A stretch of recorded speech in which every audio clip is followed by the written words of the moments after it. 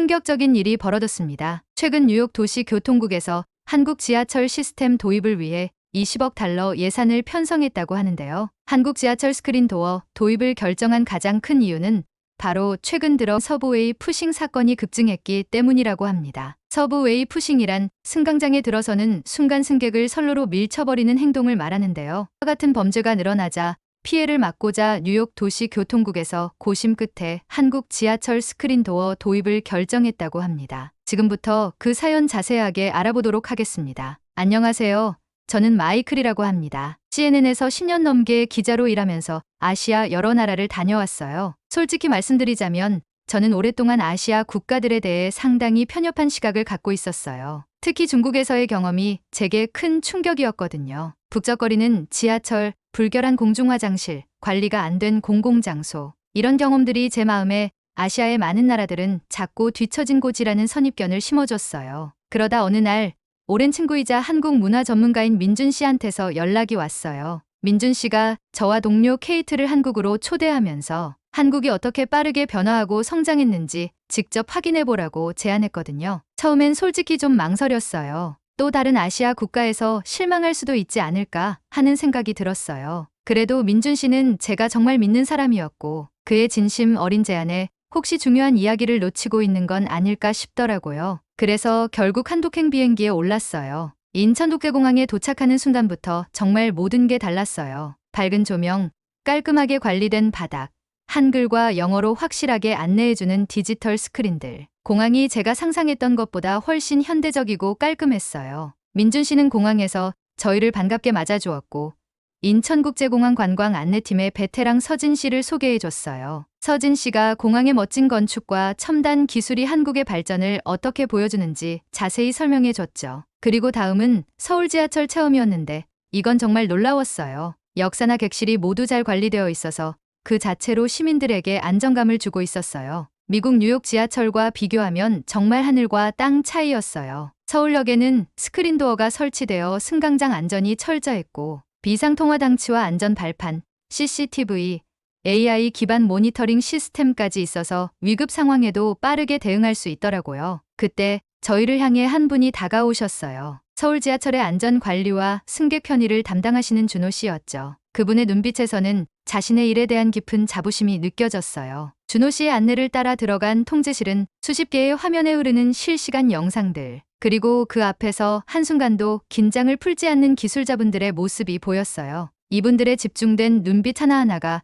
수많은 시민들의 일상을 지키는 보이지 않는 영웅들의 모습 같았답니다. 이상행동 감지 시스템이 작동하는 모습은 마치 도시의 신경망 같았어요. 인공지능이 평소와 다른 행동을 발견하면 바로 알려주고 가장 가까운 곳에 있는 직원이 즉시 움직이는 거예요. 이 모든 것이 생명체처럼 자연스럽게 맞물려 돌아가는 모습은 정말 놀라웠답니다. 지하철 내부를 돌아보면서 저는 깨끗한 화장실, 편의점, 심지어 작은 도서관까지 다양한 편의시설에 감탄했어요. 무엇보다 감동적이었던 건 임산부석과 교통약자를 위한 세심한 배려였답니다. 저는 이런 시스템을 만드는데 엄청난 비용이 들었을 텐데 어떻게 가능했는지 궁금했어요. 준호 씨는 처음에는 큰 투자였지만 지금은 사고 감소, 효율적인 운영, 그리고 높아진 시민 만족도를 생각하면 충분히 가치 있는 투자였다고 생각한다고 말씀하셨어요. 무엇보다 안전이라는 가치에는 가격표를 붙일 수 없다는 그분의 말씀이 제 가슴에 깊이 와닿았답니다. 뉴욕에서는 자주 비용 문제 때문에 안전 개선 요구가 거절되곤 했거든요. 하지만 여기 서울에서는 안전이 모든 것의 기본 가치로 자리 잡고 있었어요.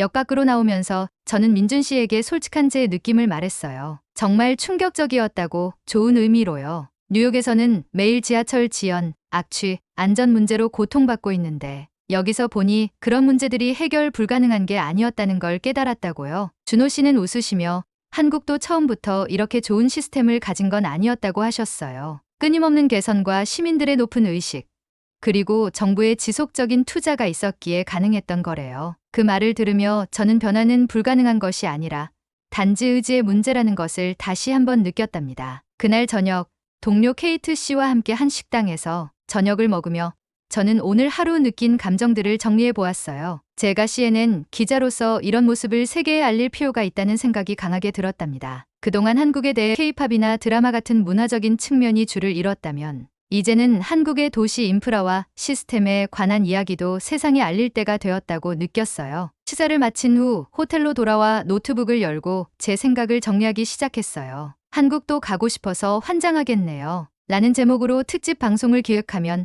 어떨까 하는 아이디어가 떠올랐답니다. 한국의 첨단 인프라와 시스템, 그리고 그 뒤에 숨겨진 노력과 철학을 담은 다큐멘터리 형식의 방송이요. 다음날 아침 민준 씨에게 제 생각을 말씀드렸더니 그분은 정말 기뻐하셨어요. 그리고 저희를 서울교통공사 본사로 안내해 주셨죠. 그곳에서 저는 정현우 이사님을 만날 수 있었어요. 정 이사님은 30년 가까이 서울 지하철 발전에 기여해 오신 분이셨어요. 우리도 처음부터 이런 시스템을 갖고 있었던 건 아니에요. 정 이사님의 말씀이 준호 씨의 이야기와 겹쳤어요. 90년대만 해도 우리 지하철은 많은 문제가 있었죠. 혼잡하고 안전사고도 있었고 시설도 노후화되어 있었어요. 하지만 우리는 시민의 안전이라는 가치를 최우선으로 두고 꾸준히 투자하고 개선해 왔답니다. 정 이사님은 서울 지하철의 변화 과정을 담은 자료들을 보여주셨어요. 90년대의 낡은 시설부터 2000년대 초반의 개선 작업, 그리고 현재의 첨단 시스템까지의 발전 과정이었죠. 그분의 이야기를 들으며 저는 변화는 하루아침에 이루어지는 것이 아니라 끊임없는 노력과 투자, 그리고 비전이 있어야 가능하다는 것을 깨달았어요. CNN 특파원으로서 제가 접해온 많은,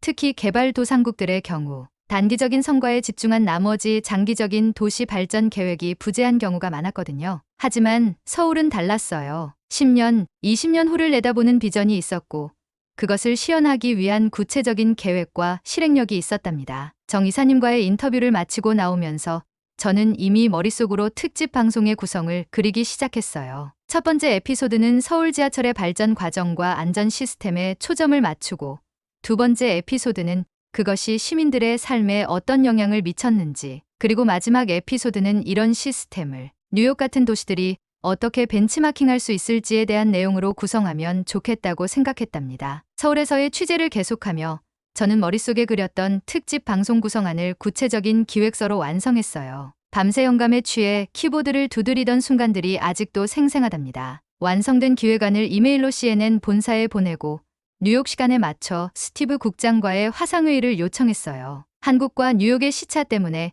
저는 이른 아침부터 호텔 비즈니스 센터에 자리를 잡았답니다. 화상회의가 연결되자 모니터 속에 스티브 국장의 굳은 표정이 나타났어요. 그의 단단히 담은 입술과 찌푸려진 눈썹은 이미 제 기획안에 대한 반응을 말해주고 있었죠. 국장의 목소리는 모니터 스피커를 통해 더욱 냉담하게 들려왔어요. 중동 정세, 우크라이나 상황 같은 진짜 뉴스가 넘쳐나는데 한국 지하철 같은 소프트한 주제에 방송 시간을 할애할 수 없다는 논리였죠. 화면 속 그의 손이 제 기획안을 옆으로 밀어내는 모습이 보였고 그 작은 동작이 제가 한국에서 느꼈던 모든 감동과 영감을 부정하는 것 같아 가슴이 무너져 내렸어요. 하지만 서울의 밤거리에서 안전하게 귀가하는 여성들의 모습, 스크린도어 앞에서 안심하고 기다리는 어르신들의 표정, 그리고 깨끗한 역사에서 행복하게 뛰어노는 아이들의 웃음소리가 제 귓가에 맴돌았어요. 저는 모니터 가까이 다가가 진심을 담아 이야기했어요. 이것은 단순한 해외 풍물 소개가 아닌 미국의 도시들이 직면한 문제들에 대한 생생한 해결책이라고요. 제 간절한 호소에도 화면 속 국장의 표정은 변함이 없었어요. 그의 굳게 닫힌 마음은 여전히 시청률과 리소스라는 현실적 장벽을 내세웠고 화상회의는 냉랭한 분위기 속에 끝나버렸답니다. 회의가 끝난 후 제 휴대폰으로 제니스 선임 프로듀서에게서 메시지가 도착했어요. 마이클, 스티브의 반응 들었어요. 포기하지 마세요. 당신 기획안 정말 좋았어요. 시청자들은 이런 희망적인 이야기에 목말라 있을 거예요. 그녀의 따뜻한 격려가 제 마음에 다시 용기를 불어넣어 주었답니다. 그날 밤 저는 호텔방에서 한국에서 촬영한 모든 영상을 다시 살펴보았어요. 화면 속에 담긴 서울의 모습, 사람들의 표정, 그리고 그들의 이야기가 제 마음을 다시 한번 울렸답니다. 밤을 새워가며 7분짜리 프리뷰 클립을 만들었고 그 안에 제가 느낀 모든 감동과 가능성을 담아냈어요. 다음 날 뉴욕 본사의 주간회의 시간에 맞춰 제가 만든 영상을 이메일로 보내고 화상으로 회의에 참여했어요. 제 영상이 상영되는 동안 회의실에 있는 임원들의 반응을 지켜볼 수 있었어요. 처음의 당혹감은 점차 집중으로, 그리고 마침내 감동으로 변해가는 그들의 표정이 선명하게 보였답니다. 영상이 끝나고 회의실에 불이 켜졌을 때 모두가 묘한 침묵에 휩싸였어요. 스티브 국장의 표정에도 미묘한 변화가 감지되었죠. 더 이상 완강한 거부가 아닌 진지한 고민의 기색이 역력했어요. 국장의 한숨 소리가 스피커를 통해 크게 들려왔고, 이어서 그가 내린 2회 특집 승인 결정은 제게 작은 승리였어요. 비록 시청률은 자네 책임이라는 부담감을 안겨주었지만 그것은 저에게 기회였고 변화의 시작이었답니다. 회의가 끝난 후 저는 민준 씨에게 좋은 소식을 전했고 그는 진심으로 기뻐해 주었답니다. 이제 저는 한국에서의 남은 취재를 더욱 열정적으로 이어갈 수 있게 되었고 서울의 이야기를 전 세계에 전할 기회를 얻게 된 것이었으니까요. 특집 방송 승인을 받은 후 저는 한국에서의 취재를 더욱 열정적으로 이어갔어요. 특히 서울교통공사의 정현우 이사님께서 특별히 시간을 내주셔서 지하철 관제센터와 유지보수 시설까지 둘러볼 수 있었어요. 카메라에 담긴 모든 순간들이 저에게는 보물 같았답니다. 취재를 마친 후 저는 서울의 한 스튜디오에서 특집 방송 편집 작업에 들어갔어요. CNN에서 보내온 편집팀과 화상으로 연결하며 밤낮 없이 작업했답니다. 모니터 속에 담긴 서울의 풍경, 지하철의 첨단 시스템, 그리고 그것을 가능하게 한 사람들의 이야기가 한 장면 한 장면 완성되어 갔어요. 한국도 가고 싶어서 환장하겠네요. 라는 도발적인 제목의 특집 다큐멘터리는 방영 첫날부터 뜨거운 반응을 불러일으켰어요. 시청자들의 댓글과 소셜미디어에는 놀라움과 부러움의 메시지가 물결처럼 밀려들었고 많은 이들의 마음속에 왜 우리 도시는 저렇게 할 수 없는 걸까라는 의문이 피어나기 시작했답니다. 특집 방송의 성공은 제게 또 다른 사명감을 안겨주었어요. 단순히 화면으로 세상에 알리는 것을 넘어 실제로 뉴욕의 지하철 시스템의 변화의 바람을 일으키고 싶다는 열망이 가슴 깊이 자리 잡았거든요. 그 마음을 안고 저는 한국에서의 일정을 마무리하고 뉴욕으로 돌아갔어요. MTA 메트로폴리탄 교통국 고위 관계자들과의 미팅이 잡힌 그날, 저는 한국에서 가져온 자료와 촬영 영상, 그리고 밤새 준비한 제안서를 품에 안은 채 MTA 본사의 높은 문을 두드렸답니다. 회의실에 들어서자 차가운 공기가 저를 맞이했어요. 테이블 주변에 둘러앉은 MTA 중역들과 엔지니어들의 표정에서 저는 이미 무언의 저항감을 느낄 수 있었죠. 그들의 팔짱 낀 자세와 의심 가득한 눈빛은 외부인의 제안에 대한 본능적인 방어 태세를 말해주고 있었어요. 발표가 시작되자 처음에는 무표정한 얼굴들이 저를 바라보았지만 서울 지하철의 놀라운 사고 감소율과 승객 만족도, 그리고 효율적인 운영 시스템에 대한 구체적인 데이터를 보여드리자 그들의 눈빛이 조금씩 달라지기 시작했어요. 특히 스크린도어 설치 후 추락 사고가 98% 감소했다는 통계 앞에서는 몇몇 분들이 놀란 표정으로 서로를 바라보기도 했답니다. 하지만 제 발표가 끝나자마자 회의실은 반대의 목소리로 가득 찼어요. 수석 엔지니어 톰슨 씨의 굳은 표정, 재정 담당 이사 캐롤 씨의 고개 저음, 그리고 다른 참석자들의 한숨 소리가 저의 열정에 찬물을 끼얹었어요. 그들의 말은 각기 달랐지만 하나로 수렴했어요. 불가능하다. 100년 넘은 뉴욕 지하철의 역사, 스크린도어 설치가 구조적으로 어려운 오래된 역사들, 24시간 운영 체제 속에서 대규모 공사를 진행할 수 없는 현실적 제약, 그리고 무엇보다 20억 달러 이상 소요될 것으로 예상되는 막대한 예산 문제까지 그들이 내놓는 이유는 하나같이 현실적이고 타당했어요. 그 순간 제 가슴 속에서는 이상과 현실 사이의 깊은 골이 느껴졌어요. 하지만 동시에 서울에서 만났던 정현우 이사님의 진심 어린 눈빛과 준호 씨의 자부심 가득한 미소가 떠올랐답니다. 그들도 처음부터 완벽한 시스템을 가진 것이 아니었다는 사실, 수많은 시행착오와 도전 끝에 오늘의 모습을 만들어냈다는 그들의 이야기가 제게 용기를 주었어요. 변화는 결코 하루아침에 이루어지지 않지만 첫 발을 내딛지 않으면 100년이 지나도 같은 자리에 머물 수밖에 없다는 진실을요. 진심이 담긴 목소리로 저는 한국에서 경험한 이야기를 들려드렸어요. 단순한 통계나 기술적 설명이 아닌 제가 직접 본 시민들의 안전하고 편안한 일상, 그리고 그 뒤에 숨겨진 노력과 헌신의 이야기였답니다. 제 목소리에 담긴 진심이 전해졌는지 회의실의 분위기가 조금씩 바뀌기 시작했어요. 처음에는 완강하게 고개를 젓던 몇몇 이사들도 이제는 고개를 끄덕이며 생각에 잠기는 모습이었죠. 그날 이후로 저는 MTA와의 지속적인 미팅을 통해 제 아이디어를 계속 발전시켜 나갔어요. 때로는 서울교통공사의 전문가들과 화상회의를 연결해 더 구체적인 기술적 설명을 제공하기도 하고, 때로는 서울 지하철 이용객들의 인터뷰 영상을 보여드리기도 했답니다. 특히 한국의 고령 승객들과 장애인들이 얼마나 편안하게 지하철을 이용하는지를 보여주는 장면들은 큰 울림을 주었어요. 하지만 여전히 많은 장벽이 있었답니다. 특히 MTA 내부에서는 우리가 이미 안정된 시스템을 갖추고 있는데 왜 대규모 투자를 감수해야 하는가라는 회의론이 강하게 남아 있었어요. 한중견 관리자는 저에게 개인적으로 이야기해 주셨죠. 당신의 열정은 정말 대단하지만 이 거대한 관료 조직을 움직이게 하려면 숫자로 말해야 해요. 얼마나 많은 비용이 들고 얼마나 많은 시간이 필요하며 어떤 실질적인 효과가 있을지 말이죠. 그 말을 듣고 저는 바로 실행에 옮겼어요. 서울교통공사와 미국 교통 전문가들의 도움을 받아 구체적인 실행 계획과 예산안, 그리고 예상되는 효과에 대한 상세한 보고서를 작성했답니다. 특히 타임스퀘어, 그랜드 센트럴, 펜실베이니아 역 등 승객이 가장 많은 주요 역을 중심으로 한 파일럿 프로젝트를 제안했어요. 전체 네트워크가 아닌 일부 핵심 역만 우선 적용함으로써 초기 비용을 5억 달러 수준으로 낮추는 전략이었죠. 세 번째 미팅에서 저는 이 수정된 계획을 발표했어요.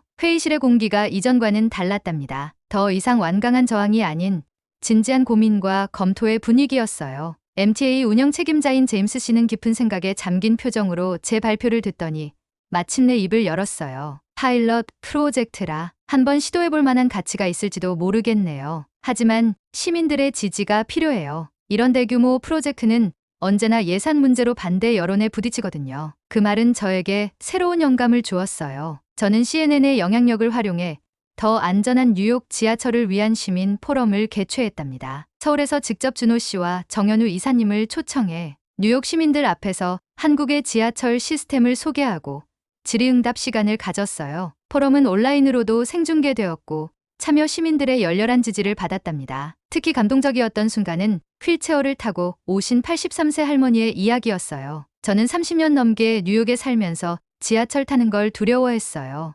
엘리베이터가 고장나면 아무도 도와주지 않고 플랫폼은 항상 위험하죠. 하지만 오늘 본 서울의 모습은 제게도 희망을 주네요. 저도 안전하게 지하철을 타고 도시를 구경하고 싶어요. 그분의 간절한 목소리는 단순한 편의를 넘어 모든 시민의 이동할 권리와 존엄성에 관한 이야기였어요. 그 순간 저는 이 프로젝트가 단순한 기술적 개선이 아닌 우리 사회의 가치에 관한 것임을 더욱 깊이 깨달았답니다. 시민 포럼의 성공에 힘입어 뉴욕 시의원들도 이 안건에 관심을 보이기 시작했어요. 몇몇 시의원들은 공개적으로 이 프로젝트를 지지하며 예산 할당을 약속했고 시장도 긍정적인 반응을 보였답니다. 마침내 MTA 이사회는 5억 달러 규모의 파일럿 프로젝트를 승인했어요. 타임스퀘어, 그랜드 센트럴, 펜실베이니아 역 등 주요 역 10곳에 서울식 스크린도어와 안전 시스템을 도입하는 계획이었죠. 승인 소식을 들었을 때 제 눈에는 기쁨의 눈물이 맺혔어요. 이것은 저 혼자만의 성취가 아니었어요. 서울에서 만난 모든 분들, 자신들의 시스템을 자랑스럽게 설명해 주셨던 모든 분들의 열정과 헌신이 있었기에 가능했던 일이었답니다. 첫 공사는 타임스퀘어 역에서 시작되었어요. 서울교통공사에서 파견된 기술고문단과 함께 뉴욕의 엔지니어들은 밤낮으로 작업을 진행했답니다. 물론 시작은 쉽지 않았어요. 오래된 구조물과의 호환성 문제, 24시간 운영 체제에서의 공사, 어려움 등 예상했던 것보다 더 많은 도전이 있었죠. 하지만 서울에서 온 기술진들의 풍부한 경험과 뉴욕 엔지니어들의 열정이 만나 하나둘씩 문제를 해결해 나갔어요. 저는 틈틈이 공사 현장을 방문해 그 과정을 취재했답니다. 낮에는 승객들이 이용하는 역사, 밤에는 불이 켜진 작업 현장, 두 개의 다른 세계가 교차하는 모습이 마치 도시의 숨겨진 이면을 보는 것 같았어요. 특히 인상적이었던 건 한국에서 온 기술 자문단과 뉴욕 엔지니어들 사이의 교류였어요. 처음에는 언어와 문화의 장벽으로 의사소통에 어려움이 있었지만 점차 서로를 이해하고 존중하는 관계로 발전해 갔답니다. 때로는 밤샘 작업 후 함께 아침을 먹으며 서로의 나라 이야기를 나누는 모습이 정말 감동적이었어요. 한국에서는 이런 문제를 이렇게 해결했어요. 한국 기술자의 제안에 뉴욕 엔지니어가 고개를 끄덕이며 여기에서는 이런 방식도 가능할 것 같네요. 라고 화답하는 장면들. 그것은 단순한 기술 교류를 넘어 서로 다른 문화와 경험이 만나 새로운 해결책을 찾아가는 아름다운 협력의 순간들이었답니다. 6개월의 공사 기간을 거쳐 마침내 타임스퀘어 역의 스크린도어 시스템이 완성되었어요. 개통식 날 역 플랫폼은 취재진과 시민들로 가득 찼답니다. 뉴욕시장과 MTA 대표, 그리고 특별 초청으로 서울에서 오신 정현우 이사님까지 많은 내빈들이 참석한 가운데 화려한 테이프 커팅식이 진행되었어요. 첫 번째 스크린도어가 열리고 지하철이 들어오는 순간 플랫폼에 모인 모든 사람들의 얼굴에는 감동의 미소가 번졌어요. 특히 그날 휠체어를 타고 참석하신 많은 장애인분들과 어르신들의 눈빛은 더욱 특별했답니다. 그들에게 이 스크린도어는 단순한 안전장치가 아닌 오랜 두려움으로부터의 해방이자 도시를 자유롭게 누릴 수 있는 권리의 상징이었으니까요. 뉴욕시장은 연설에서 이렇게 말씀하셨어요. 오늘은 뉴욕 지하철 역사의 새로운 장을 여는 순간입니다. 이 프로젝트는 우리에게 안전한 지하철만을 가져다 준 것이 아니라 더 중요한 깨달음을 주었습니다. 그것은 바로 변화는 가능하다는 희망의 메시지입니다. 정현우 이사님도 짧은 인사말을 전하셨어요. 서울도 처음부터 이런 시스템을 갖춘 것이 아니었습니다. 여러 시행착오와 끊임없는 개선의 노력이 있었기에 오늘의 모습이 가능했죠. 뉴욕과 서울 두 위대한 도시가 서로 배우고 성장하는 모습이 정말 자랑스럽습니다. 타임스퀘어 역의 성공적인 개통 이후 다른 9개 역의 공사도 순차적으로 진행되었어요. 각 역마다 고유한 구조적 특성과 도전이 있었지만 이전의 경험을 바탕으로 점점 더 효율적으로 진행되었답니다. 마침내 1년 후 모든 10개 역의 개선 공사가 완료되었어요. 그리고 결과는 놀라웠답니다. 스크린도어 설치 이후 해당 역들에서의 추락 사고가 100% 감소했고 전체적인 사고율도 68% 줄어들었어요. 게다가 예상치 못했던 효과도 있었죠. 역사 내부의 공기질이 개선되고 소음이 감소하며 에너지 효율성도 향상되었거든요. 무엇보다 중요한 것은 이용객들의 만족도가 크게 높아졌다는 점이었어요. 특히 교통약자들의 지하철 이용률이 크게 증가했답니다. 이것은 단순한 통계적 성과를 넘어 도시의 접근성과 포용성이 높아졌다는 것을 의미했죠. 파일럿 프로젝트의 성공에 힘입어 MTA는 추가 20개 역에 같은 시스템을 도입하는 2단계 프로젝트를 승인했어요. 더 나아가 향후 10년간 모든 주요 역에 스크린도어를 설치하는 장기 계획도 발표했답니다. 처음에는 불가능하다고 여겨졌던 도전이 이제는 뉴욕 지하철의 새로운 표준이 되어가고 있었어요. 뉴욕의 성공 사례는 전 세계 도시들에게 큰 영감을 주었어요. 보스턴, 시카고, 샌프란시스코 등 미국의 여러 도시들이 뉴욕의 프로젝트를 벤치마킹하기 시작했고,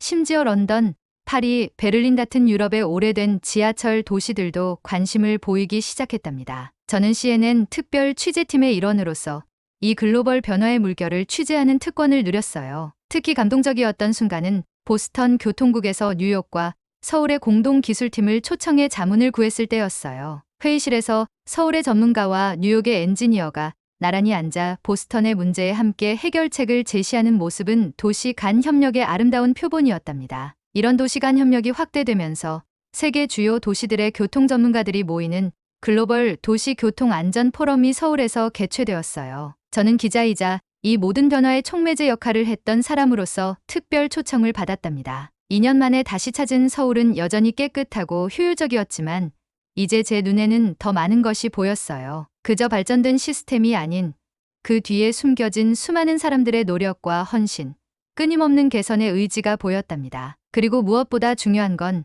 이제 저는 방문객이 아닌 동반자로서 서울을 바라보고 있었어요. 포럼 기간 중 저는 민준 씨 그리고 정현우 이사님과 다시 만났어요. 우리는 함께 식사하며 지난 2년간의 변화에 대해 이야기를 나눴답니다. 식사 자리에서 민준 씨가 재미있는 질문을 던졌어요. 마이클, 당신이 처음 한국에 왔을 때와 지금 가장 큰 차이점은 뭐라고 생각해요? 저는 잠시 생각에 잠겼다가 진심을 담아 대답했어요. 제 시선이요. 처음에는 다른 나라를 보러 왔다고 생각했는데 지금은 다른 가능성을 보게 되었어요. 단순히 한국이라는 국가가 아니라 우리 모두가 함께 만들어갈 수 있는 더 나은 미래의 모습을 본 거죠. 민준 씨는 따뜻한 미소로 고개를 끄덕였어요. 그게 바로 진정한 여행의 의미인 것 같아요. 단순히 장소를 바꾸는 것이 아니라 시선을 바꾸는 것. 그리고 그 변화된 시선으로 다시 자신의 자리로 돌아가 새로운 변화를 만들어내는 것. 그 말에 깊이 공감하며 저는 이제 제 여정이 끝난 것이 아니라 새롭게 시작되고 있다는 것을 느꼈어요. 포럼이 끝난 후 저는 서울에 며칠 더 머물기로 했어요. 이번에는 기자로서가 아니라 한 사람의 여행자로서 이 도시를 더 깊이 경험하고 싶었거든요. 민준 씨의 안내로 저는 서울의 구석구석을 탐험했답니다. 북촌 한옥마을의 좁은 골목길을 거닐며 전통과 현대가 조화롭게 공존하는 모습, 청계천을 따라 걸으며 도시 재생의 의미를 되새기고 남산타워에서 바라본 서울의 야경까지 모든 순간이 저에게 새로운 깨달음을 주었어요. 특히 인상적이었던 건 동대문 디자인 플라자 DDP였어요. 낡은 운동장을 세계적인 건축물로 탈바꿈시킨 이 공간은 한국의 변화와 혁신 정신을 상징하는 듯했답니다. 유려한 곡선의 미래적인 외관과 내부의 다양한 전시, 그리고 그곳에서 만난 젊은 디자이너들의 열정적인 모습까지. 그곳에서 저는 한국이 단순히 발전된 인프라를 넘어 창의성과 혁신의 에너지로 가득 찬 나라라는 것을 느꼈어요. 귀국을 하루 앞둔 저녁, 민준 씨와 한강변의 작은 카페에 앉아 맥주를 마시며 이야기를 나눴어요. 처음 당신을 한국으로 초대했을 때 이렇게 큰 변화가 일어날 줄은 몰랐어요. 민준 씨가 감회 어린 목소리로 말했어요. 저는 웃으며 대답했어요. 저도 마찬가지예요. 단순히 취재거리를 찾아왔다가 제 인생의 방향이 바뀌게 될 줄은 상상도 못했죠. 그렇게 우리는 서로의 우연한 만남이 어떻게 두 나라 사이에 의미 있는 변화로 이어졌는지에 대해 이야기를 나눴어요. 그리고 저는 마음속에 품고 있던 새로운 계획을 민준 씨에게 털어놓았답니다. CNN을 그만두고 글로벌 도시협력센터라는 비영리 단체를 설립하려고 해요. 도시들이 서로의 경험과 지혜를 나누고 함께 더 나은 솔루션을 찾아갈 수 있도록 돕는 일을 하고 싶어요. 민준 씨의 눈이 반짝였어요. 멋진 아이디어네요. 저도 돕고 싶어요. 서울과 뉴욕의 협력이 이렇게 큰 변화를 가져왔는데 전 세계 도시들이 함께 한다면 얼마나 더 놀라운 일들이 가능할까요? 그날 밤 호텔로 돌아와 창밖으로 서울의 야경을 바라보며 저는 깊은 감사함을 느꼈어요. 2년 전 편견과 회의적인 마음을 안고 이 도시에 첫 발을 디뎠던 제가 이제는 완전히 다른 사람이 되어 있었으니까요. 한국에서의 경험은 저에게 단순한 취재거리 이상의 것을 선물해 주었어요. 다른 문화와 사람들에 대한 열린 마음, 변화의 가능성에 대한 믿음, 그리고 무엇보다 나 자신부터 변화의 주체가 될 수 있다는 용기를요. 다음 날 아침 인천국제공항으로 향하는 길에 창밖으로 스쳐 지나가는 서울의 풍경을 바라보며 저는 이 도시와의 작별이 아쉬웠지만 동시에 설렘도 느꼈어요. 이제 저는 뉴욕으로 돌아가 새로운 도전을 시작할 준비가 되어 있었으니까요. 공항에 도착해 민준 씨, 그리고 정현우 이사님까지 모두 나와 저를 배웅해 주셨어요. 그분들의 따뜻한 미소와 진심, 어린 포옹은 제게 큰 힘이 되었답니다. 다음에 올 때는 또 어떤 변화를 가져올지 기대되네요. 그리고 저는 알고 있었어요. 곧 다시 돌아올 것이라는 것을. 더 많은 이야기, 더 많은 만남, 그리고 더 많은 변화를 가지고서요. 오늘의 사연 재미있게 보셨나요? 오늘 전해드린 이야기가 여러분 마음속에 작은 울림을 남겼기를 바라요. 여러분의 생각을 댓글로 공유해 주시면 큰 힘이 됩니다. 만약 이 영상이 여러분의 하루에 따뜻한 순간을 더해줬다면 구독과 좋아요로 함께 응원해 주세요. 다음 시간에도 다양한 이야기로 찾아뵙겠습니다. 끝까지 시청해 주셔서 진심으로 감사드립니다.